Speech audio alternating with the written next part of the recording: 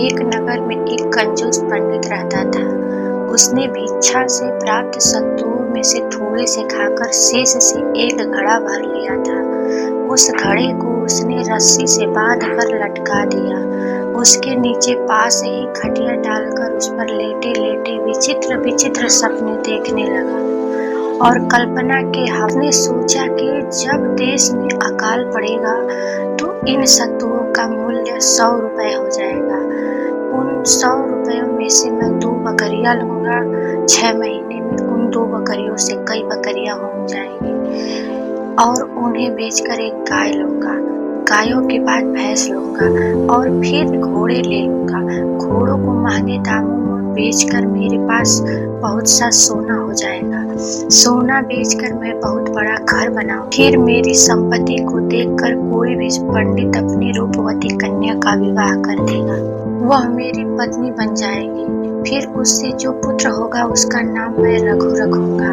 जब वह घुटनों के बल चलना सीख जाएगा तो मैं खिलौने लेकर घुड़शाला के पीछे की दीवार पर बैठ जाऊंगा।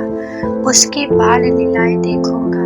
उसके बाद रघु मुझे देखकर माँ की गोद में उतरेगा और मेरी ओर आएगा तो मैं उसकी माँ को क्रोध से कहूंगा, अपने बच्चे को संभाल।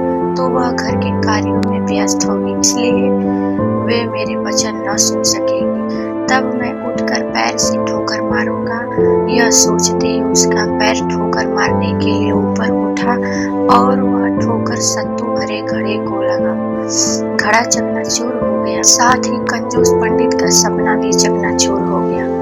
दोस्तों, सीख यही है, सीख चिल्ली ना बनो। कथा सुनकर स्वर्ण सिद्धि ने कहा, ठीक कहते हो, लोग बस मनुष्य इसी प्रकार दुख पाते हैं। जो व्यक्ति के परिणाम पर बिना विचार किए जल्दीबाजी से कोई कार्य करता है तो उसे राजा चंद्र की तरह दुखी होना ही पड़ता है। दोस्तों, अगर हमारी कहानी थोड़ी भी अच्छी लगी हो तो लाइक सब्सक्राइब जरूर करें, सपोर्ट करें।